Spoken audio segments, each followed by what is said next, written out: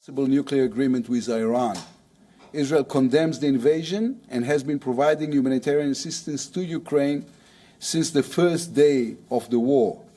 As we stand here, Israeli medical teams are risking their lives at the field hospital we established in Ukraine. Israel continues to transfer trucks with humanitarian aid and to assist refugees in every way. Regarding the Iranian issue, Iran is not an Israeli problem. The world cannot afford a nuclear Iran. The world cannot afford for the Iranian Revolutionary Guard Corps to continue spreading terror around the globe.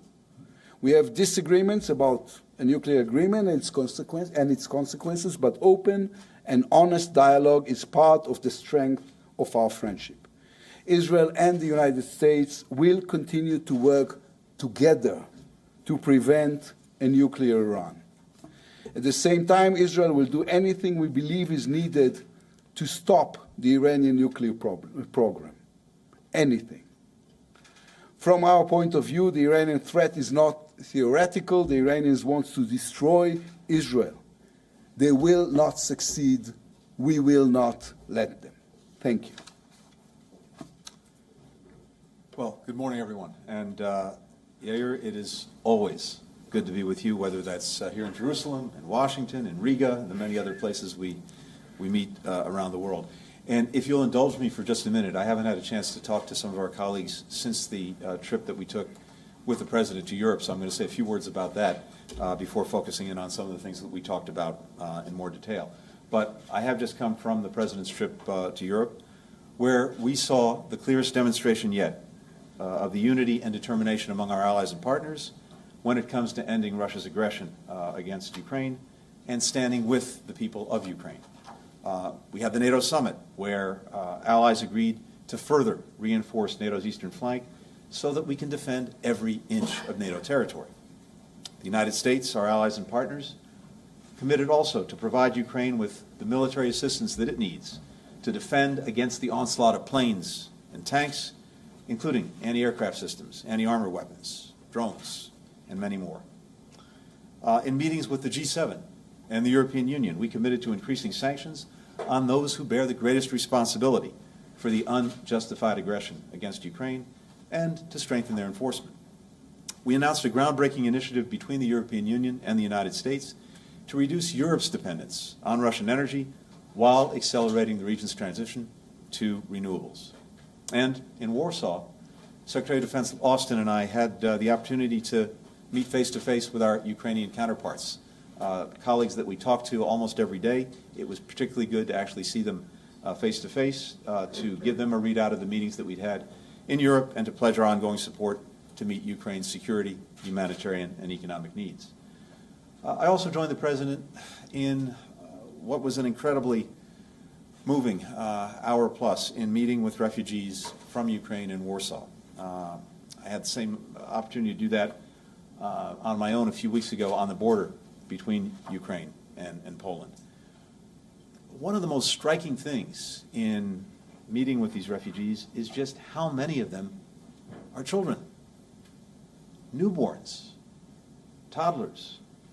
According to the United Nations, more than half of all Ukrainian children have been displaced by this war, which is one of the most powerful reminders of why our efforts to stop the war are so important. The visit was also a reminder of a trailblazing diplomat, friend, mentor to me, we lost earlier this week, who was also forced from her home in Czechoslovakia twice as a child, first by the Nazis, years later by the communists, and whose family eventually found refuge in the United States. Madeleine Albright never forgot why it mattered for countries to open their arms to the displaced, to stand up to tyrants and persecutors who drive them from their homes. It's an experience that I know left an indelible impression on your father, my stepfather, something that both of our families feel very strongly. Ending Russia's war of choice was one of the issues that we discussed just a short while ago. We very much appreciate the Foreign Minister's unequivocal condemnation of the Kremlin's aggression and the commitment that Israel will not be used in any way to bypass sanctions targeting Russia. Earlier this week, Israel was one of 140 countries at the UN that voted to demand protection of civilians and civilian infrastructure and humanitarian access, while, again, condemning Russia's aggression and its responsibility for creating this dire situation. Prime Minister Bennett has dedicated substantial energy to trying to find a diplomatic way out of the conflict, something we very much support, while the government has provided vital humanitarian assistance to the Ukrainian people. I got a chance to see the field hospital. We videoed in to colleagues who were there, providing remarkable support through this field hospital. Cone of Meir, shining star, named after Golda Meir, herself a refugee from Ukraine. And this hospital is staffed entirely by Israeli volunteer doctors and nurses, most of whom are Ukrainian or Russian speakers. So the people of Israel are standing with Ukraine in so many ways, and not just this field hospital. Thousands came out to Tel Aviv's Habima Square to protest against Kremlin's war. When United Hatzalah asked for volunteers to go to Moldova to aid the many refugees who are arriving there, more than 1,000 volunteers raised their hands to do just that. And it's not just the people of Ukraine and Russia who are feeling the impact of the Kremlin's aggressive actions. Russia's war is also causing food prices to rise, especially wheat, just as economies are recovering from COVID-19. This impact is acutely felt in this region, where most countries import at least half of their wheat, a significant proportion of which comes from Ukraine. The cost of basic staples like bread is rising, hitting the most vulnerable people the hardest. Over the course of this trip, we'll be discussing steps that we can take in coordination with partners to mitigate these consequences, to alleviate some of the burden that this is placing on people, including throughout the Middle East. I made the trip here, during which I'll visit Israel, the West Bank, Morocco, Algeria, because this is a part of the world where the United States has vital interests and some of our closest friends. The United States will continue to invest in the region, strengthening the relationships that are central to stability in the Middle East and North Africa, making progress on enduring challenges, broadening opportunities for our people, and at the same time staying focused on ending the Kremlin's war of aggression. In Jerusalem, I'll also have the chance to meet with Prime Minister Bennett, President Herzog, Defense Minister Gantz. Across these meetings, I will affirm, as I always do, as President Biden always does, America's ironclad commitment to Israel's security. We discussed this a short while ago. And indeed, just a few days ago, President Biden signed the omnibus funding bill that includes $1 billion for the Iron Dome system, which has saved countless lives, including during last year's conflict with Hamas. We forcefully condemn the recent terrorist attacks in Beersheba and extend our deepest condolences to the loved ones of the victims. And Iran, of course, as Yair said, was a key topic of discussion. When it comes to the most important element, we see eye to eye. We are both committed, both determined that Iran will never acquire a nuclear weapon. Russia's aggression against Ukraine is another reminder of why this is so important. An Iran with a nuclear weapon, or the capacity to produce one on short notice, would become even more aggressive and would believe it could act with a false sense of impunity. The United States believes that a return to full implementation of the Joint Comprehensive Plan of Action is the best way to put Iran's nuclear program back in the box that it was in, but has escaped from since the United States withdrew from that agreement. But whether there's a JCPOA or not, our commitment to the core principle of Iran never acquiring a nuclear weapon is unwavering.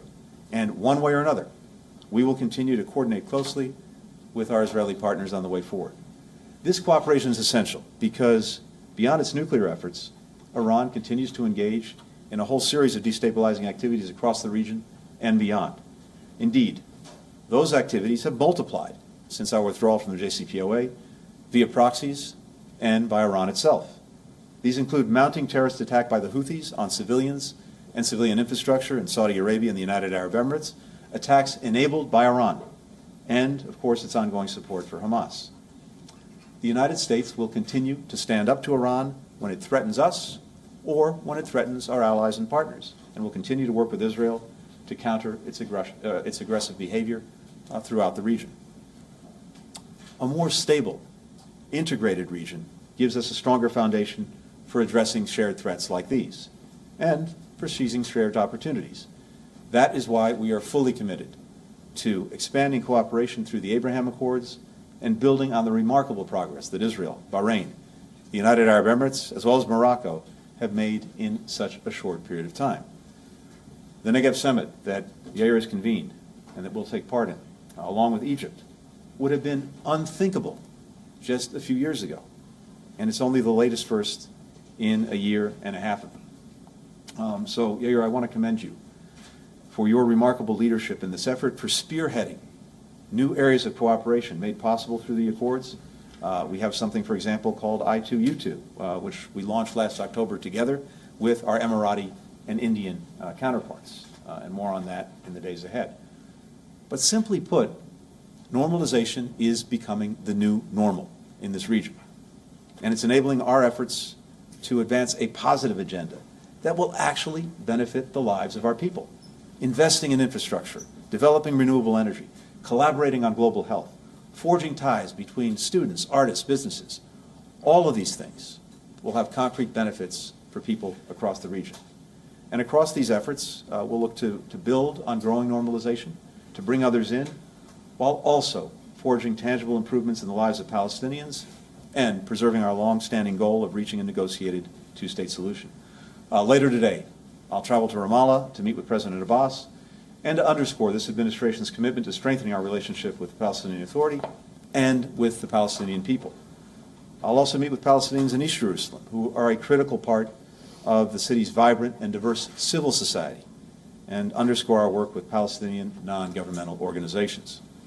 As part of the administration's efforts, we're increasing humanitarian assistance to Palestinians, supporting the growing Palestinian private sector, investing significantly in new partnerships between Israelis and Palestinians at the grassroots level to address shared challenges. In my meetings with both Israeli and Palestinian leaders, we'll discuss ways to calm tensions and ensure a peaceful Ramadan, Easter, and Passover. That's the message that Yair and King Abdullah of Jordan sent jointly after their recent meeting, and it's one all leaders should reinforce. So, my friend, thank you for your leadership, for your partnership, for your friendship. It is, as always, great to be here and great to be with you. Thank you. Thank you, Minister. Thank you, Secretary. We will now take one question of each side. We'll start with Barak Ravid. Hi, Mr. Secretary. Good to have you in Israel. Barak Ravid from WION News and Axios. First question to Minister Lapid. What practical steps did you tell the Secretary Blinken that Israel is going to take to implement the international sanctions on Russia? Until now, other than rhetorical commitment to the sanctions, Israel did not take any steps. Did you commit to the Secretary to take steps on that front? And the second question, it's a yes-no question to both of you. Is the IRGC a foreign terrorist organization? Thank you. Okay. I think I'm quoting the Secretary who said the United States greatly appreciate our work with the sanctions. It was presented to the American delegation. What are we doing? How are we doing it? How do we confront the fact that Israel has no comprehensive sanction bill? And yet we succeed in being part of the global effort to stop this war through the sanctions. So I think there's no doubt in anyone's mind, while our team was presenting this to the American delegation, that Israel is doing everything it can in order to be part of the effort. As for the second question, yes, it is a terror organization and should be dealt as such. And also it has the proxy terrorist organization like Hezbollah, like the Houthis in Yemen and Islamic Jihad in Gaza. Barak, first of all, it's very good to see you. Is it? Well, that's interesting you say that. Indeed, I often discover what I'm thinking or doing before I even know that I'm thinking it or doing it by reading you. So, two things. First, we in the course of our conversation, I was briefed by the senior official here in Israel in charge of sanctions implementation, export control implementation. And we very much appreciate the work that Israel is doing. On that score, we'll remain in close contact. Indeed, I often discover what I'm thinking or doing before I even know that I'm thinking it or doing it by reading you. So, two things. First, we, in the course of our conversation, I was briefed by the senior official here in Israel in charge of sanctions implementation, export control implementation. And we very much appreciate the work that Israel is doing. On that score, we'll remain in close contact and close consultation on sanctions, on export controls. This is a vitally important part of our effort to put meaningful pressure on Russia to end the aggression in Ukraine. With regard to the IRGC, it is probably the most designated organization in one way or another in the world among organizations that we designate, including the Foreign Terrorist Organization designation. Our question will go to John Hudson of the Washington Post. Thank you. Mr. Secretary, U.S. allies around the world have stepped up in big ways in response to Russia's invasion of Ukraine, from Europe to Asia to Africa, but the Middle East has lagged. Saudi Arabia isn't ramping up oil production. The UAE has issued some tepid statements at the UN. And Ukraine...